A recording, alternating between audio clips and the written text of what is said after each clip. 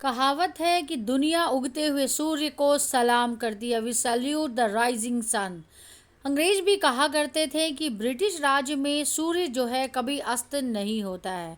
सूर्य की दिशा कोई हो, पूरब हो या पश्चिम हो, लेकिन भारत एक ऐसा देश है जहाँ पर उगते सूर्य और डूबते सूर्य दोनों की ही आराधना होती है।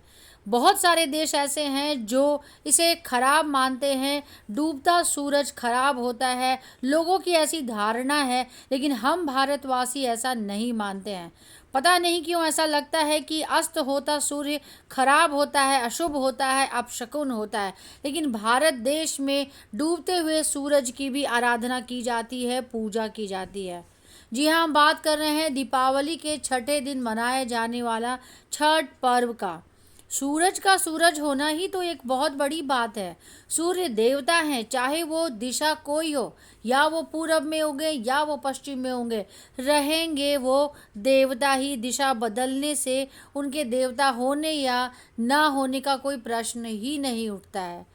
छठ पर्व कार्तिक शुक्ल पक्ष को मनाया जाता है और ये बिहार में, झारखंड में और पूर्वांचल के लोग इसको बहुत ज़्यादा अच्छे से मनाते हैं, बहुत नियम के साथ इस पर्व को मनाते हैं और काफ़ी इसमें जो है बहुत सारे रिचुअल्स हैं जो किए जाते हैं, जिसमें से कोसी भरने से लेकर बहुत सारी मन्नतें हैं जो इसमें छठ के दौरान होती है और छठ व्रती करती हैं। बहुत सारे घाट बनाए जाते हैं, लोग अपने घर की छतों पर, बालकनी में करते हैं इस पर्व को, जिसे बिहार में महापर्व भी कहा जाता है। बिहार के छठ पर्व को लेकर कई मान्यताएं प्रचलित है। इनमें से एक मान्यता यह भी है कि भगवान श्री राम की पत्नी सीता माँ ने सबसे पहले छठ पूजन किया था और इसके बाद से ही इस महापर्व की शुरुआत हुई। छठ पूजा को बिहार का महापर्व कहा जाता है। यह पर्व बिहार के अलावा देश के सभी राज्यों में बड़ी धूमधाम से मनाते हैं और अब तो विदेशों में भी इसे काफ़ी अच्छे से मनाया जाता है। बिहार के मुंगेर में छठ पूजा का तो विशेष महत्व है।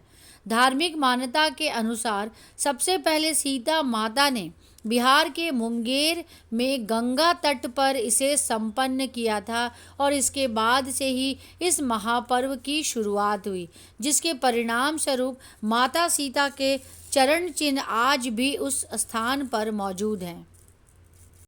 वाल्मीकि रामायण के अनुसार ऐतिहासिक नगरी मुंगेर में जहाँ सीता माता का चरण चिन्ह है, वहाँ रहकर उन्होंने 6 दिनों तक छठ पूजा की थी और प्रभु श्री राम जब 14 वर्ष के वनवास के बाद अयोध्या लौटे तो रावण वध के पाप से मुक्त होने के लिए ऋषि मुनियों के आदेश पर राज यज्ञ सूर्य करने का उन्होंने फैसला लिया। इसके लिए मुद्गल ऋषियों को आमंत्रित किया गया था, लेकिन मुद्गल ऋषि ने भगवान राम और माता सीता को अपने ही आश्रम में आने का आदेश दिया और ऋषि के आदेश पर दोनों स्वयं आश्रम जा पहुँचे और उन्होंने छठ की पूजा के बारे में ऋषि को बताया। मृदुल ऋषि ने माता सीता को गंगा जल छिड़ककर पवित्र किया एवं कार्तिक मास के शुक्ल पक्ष की षष्ठी तिथि को सूर्य देव की उपासना करने का आदेश दिया और यहीं रहकर माता सीता ने 6 दिनों तक भगवान सूर्य देव की पूजा की थी। ऐसी मान्यता है कि सीता माता ने जहाँ छठ पूजा संपन्न की, वहाँ आज भी उनके पदचिन्ह मौजूद हैं।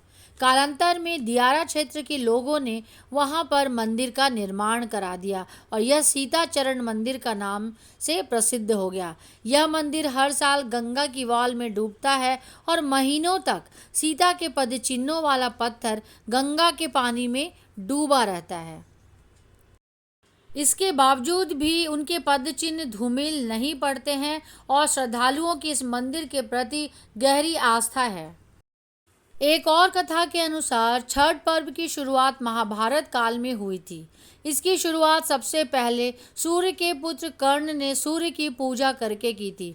कर्ण सूर्य भगवान के परम भक्त थे और वो घंटों तक पानी में खड़े होकर सूर्य को अर्घ्य देते थे और सूर्य देव की कृपा से ही वो महान योद्धा बने और आज भी महापर्व छठ में अर्घ्य देने की यही परंपरा चली आ रही है।